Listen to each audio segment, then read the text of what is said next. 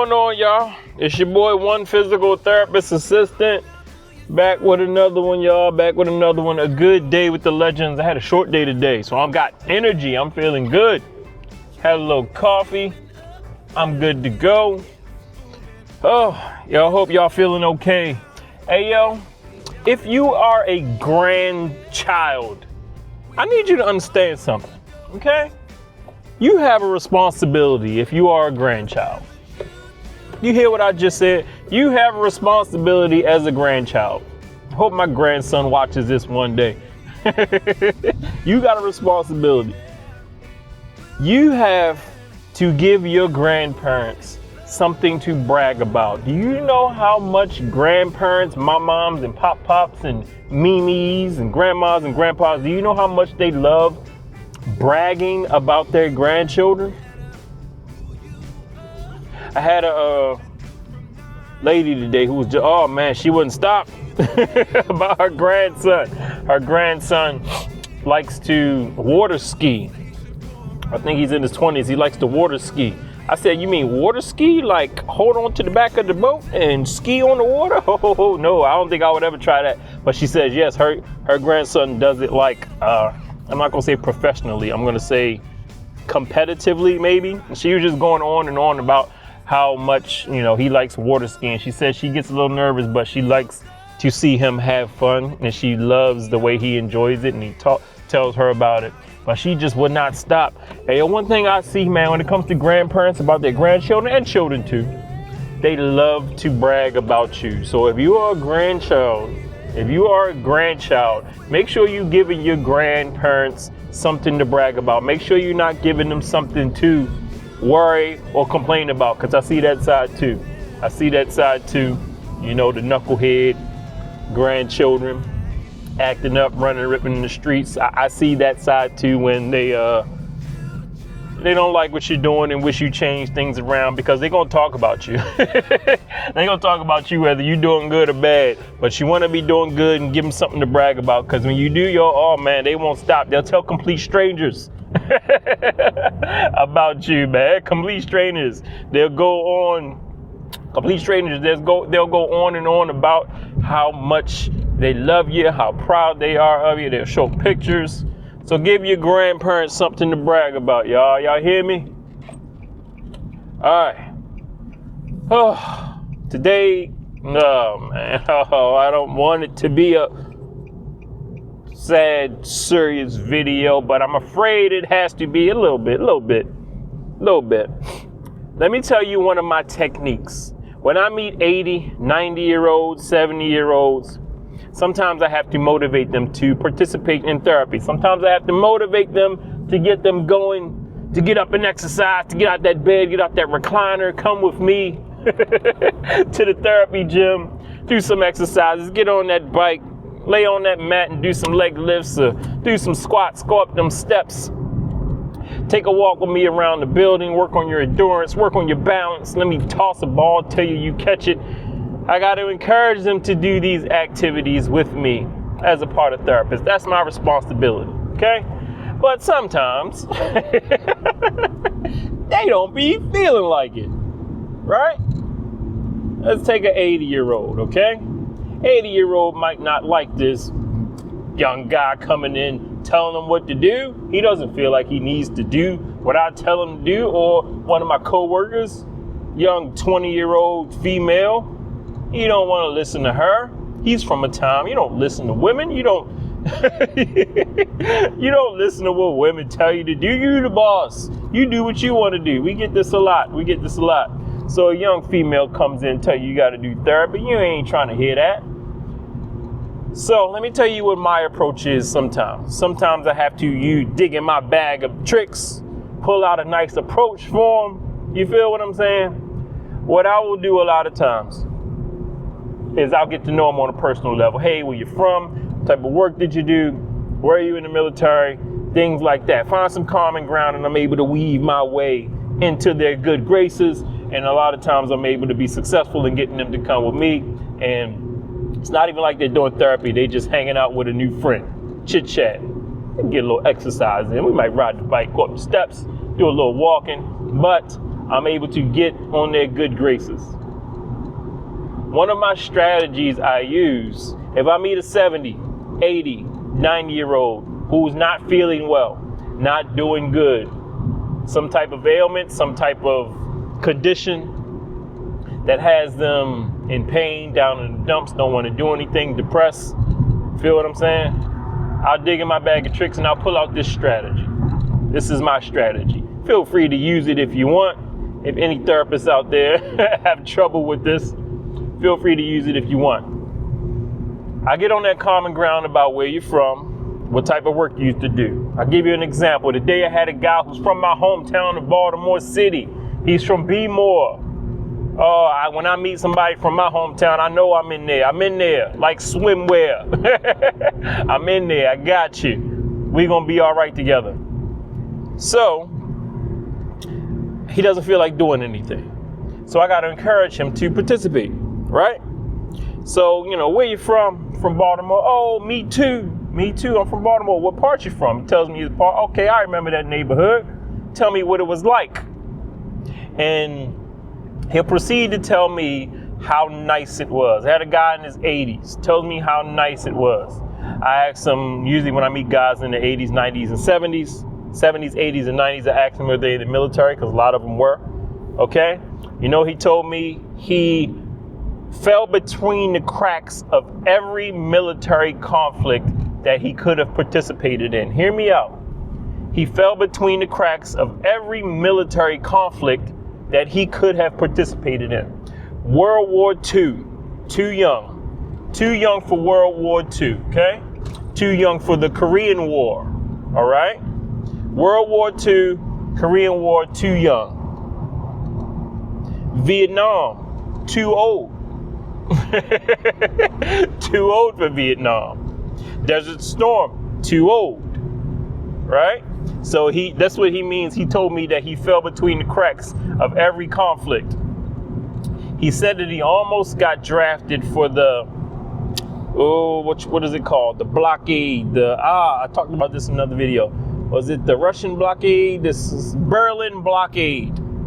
Conflict about the Berlin Wall. I want to do more research on this conflict because I don't know too much about it, and I like research and history. But the Berlin blockade, he almost got drafted for that, but he didn't. So he says he fell between the cracks of every conflict. So what he did was he went to work. He said he didn't even finish high school, like me. Didn't finish high school. He stopped at 9th grade. A lot of them back then, they didn't mess with that school stuff. They did not mess with that school stuff. They went to work. You feel what I'm saying? A lot of them. He went to work. 9th grade was it. Saw he needed, then he went to work. He said he ended up driving trucks for beer companies. So he delivered beer in Baltimore, my hometown. He delivered beer to bars and liquor stores. He said he always had work. He was busy. It was hard work. It was a lot to it. He said he enjoyed it too. He delivered for a while, and then he worked in the warehouse, the beer warehouse. He said he used to deliver old school beers that you might not even heard of. Was it Pabst and Natty Boh and a whole bunch of beers that I don't even really see no more. I don't drink beer anymore. I used to. I told him we used to drink Coke 45. We used to call them Billy D's. Coke 45 was a cheap beer. We used to get the 12 pack for like $7. Have no idea how much it costs, but I know it don't cost $7 no more. But we used to call them Billy D's because Billy D. Williams, he advertised them on his commercial. So when I was hanging out with the fellas in B-More, like, yo, let's get some Billy D's. That's what we called them, Coke 45. He said he used to drink them too, but he used to deliver them. Do you see how I'm getting on his good graces? I'm now working my way. I'm weaving my way into his good graces. I'm not just doing this because I want him to do therapy. At this point, I'm genuinely interested in him, especially being from my hometown. But the part that I get to where I tell them, where I encourage them is, okay, I know you're going through this tumultuous time right now because he has some issues, some health issues. I know you're going through this and you're in here for rehab. So you're rehabilitating. You're going to get past this. You work hard. You're going to get past this. But when I talk to people like you, this is me talking to him. When I talk to people like you, I always tell y'all, I know you're getting older, and getting older comes with its challenges, and you got health problems, and you got this and you got that, and you're weaker. Yes. However, in talking to you reminiscing about Baltimore, you have to understand and admit that you lived in a time and you flourished in a time and you grew up in a time where things were much better. Do you hear what I just said? So you got the chance throughout the course of your life to enjoy better times. Yes, there were bad things going on. There always is. He saw some military conflicts and he wasn't in them, but he saw, the world go through those. So he's seen a lot in history. However, his living conditions were good. Let me tell you some of the things he told me. He said back in Baltimore City, he can remember when you went out after school. You didn't need to have a phone on you. Well, you couldn't have a phone on you because they didn't have it, but you went out and hung out with your friends and you stayed out till 5, 6, till it was supper time. Moms didn't worry about you. Dad didn't worry about you. You were just out doing your thing, having fun, riding your bike, playing in the creek, playing baseball, whatever. There wasn't a care. There wasn't a care about your children being out. There wasn't a care about gunshots. There wasn't a care about somebody kidnapping them or stuff like that. Some of the cares that we have today. You didn't have those worries. Another thing he said, he took me back to Baltimore City, y'all. He took me back. He talked to me about the row houses. He used to live in the row houses in Baltimore. I don't know if you know about the row houses in Baltimore, but they have white marble steps. Some of them have 3, some of them have 4. White marble steps, okay? Some of the worst neighborhoods in Baltimore still have these white marble steps in the row house neighborhoods. Not going to name any of them, but he lived in one of those neighborhoods with the white marble steps. And he said the neighbors, everybody on the weekends will be out cleaning their white marble steps, washing them off with the water hose to get that nice white marbleness back. Feel what I'm saying? He said that was a good time. He remembers being out on the street, playing in the street with his friends while people would clean water hose off their white marble steps. He said when you out playing with your friends, you could smell the aroma of your friends' parents or the neighbors cooking, the aroma from the homes, from people cooking supper or dinner will come through the windows and you can smell it while you're out. And that's how it signaled it's supper time. He's just reminiscing about all the good things about back when he used to grow up in the 40s and 50s. You should see the smile on his face now. He's smiling. Remember, when I came in his room, was not smiling. But now that he's reminiscing, he's smiling. He's enjoying telling me about these things. And we got that common ground because we both from Baltimore, right? He said, oh man, that was a good time. That was a good time. He said, yeah, I gotta admit, that was a good time. You didn't worry about being out. He said, right now, in his 80s, he has a friend that still lives in Baltimore. I lied to you not. This is what he said. This is his story. He said he has a friend that he still keeps in touch with that lives in Baltimore City. He said, I got a friend that I talk to, and he tells me that he sleeps on the floor now in his house. Sleeps on the floor. Why, might you ask, does he sleep on the floor? Because of the gunshots. Because of the gunshots. Speaking of those white marble steps, I don't know if you just saw in the news. I follow Baltimore news, even though I don't live in Baltimore City anymore. I try to keep up with the news from my old hometown. And there was recently, probably even a few days ago, after me making this video, a young female, looked like she might have been in her 20s. She was running down the street of one of those streets with the white marble steps, those row homes with the nice, pretty white marble steps, running down the street in broad daylight with a gun. And she shot another female, probably in her 20s too. Shot and killed another female, from what I understand and following the news, over a boy.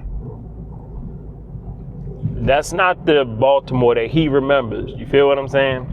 So he's reminiscing about the time we ain't had to worry about all those things. And I even got friends that I holler at from Baltimore who tell me, man, I made a good decision of getting out of Baltimore. And this is not a video hating on Baltimore. I'm not doing that. There's a lot of good things in Baltimore, a lot of good areas in Baltimore still. And I owe a lot to Baltimore City. I got my common sense and my street smarts from Baltimore. I will always remember that. I will always credit Baltimore City living for that, even though I got some bumps and bruises along the way. But in talking about these things with my man, he is now getting in a good mood. And I use the technique of telling him, yo, I know you're going through a lot, but you got to admit, man, your generation, people your age, y'all grew up in a time where things were relatively good, you know, not perfect. There was never a perfect time, but things were relatively good. And I can hear it the way you're reminiscing about these things. You reminiscing about these things that you enjoyed back in the day. And you got to give yourself credit. Take credit, man. Take credit, because us, now, I'm not saying everything is doom and gloom, right? I don't believe in that. However, I do believe that right now might be your future good old days. That's saying something. Because you think things are crazy now, they can get a lot worse. However, that's a technique that I use when I need to encourage people who, you know, are older, don't want to do much. I get on that common ground with them. I, you know, have them or help them reminisce about good times they had, things they were able to do. And people love doing that. You're going to love doing that when you get older. Some of y'all probably do already. Remember the good old times. And I say, man, use that as motivation to keep going. Don't get down on yourself when you get older. Don't get down on yourself when you get older. Take solace in the fact that you enjoyed a nice life. You were able to get older. Feel what I'm saying? A lot of people are not. Like the young lady that I just told you about. Happened on Preston Street in Baltimore City, man. If you've seen that story, man, somebody was taking a video with their phone, man. It's terrible. It's terrible. It's terrible what's going on in them streets nowadays. Oh. But anyway, y'all, just wanted to share with y'all, you know, what I use to motivate people sometimes. Have them reminisce on good times to help motivate them to keep on having good times, to stay active, to stay moving, to do your therapy. But yes, he had to admit that he lived in a good time. He had to admit that. All right, y'all, it's your boy, One Physical Therapist Assistant. As always, man, I appreciate you for coming through.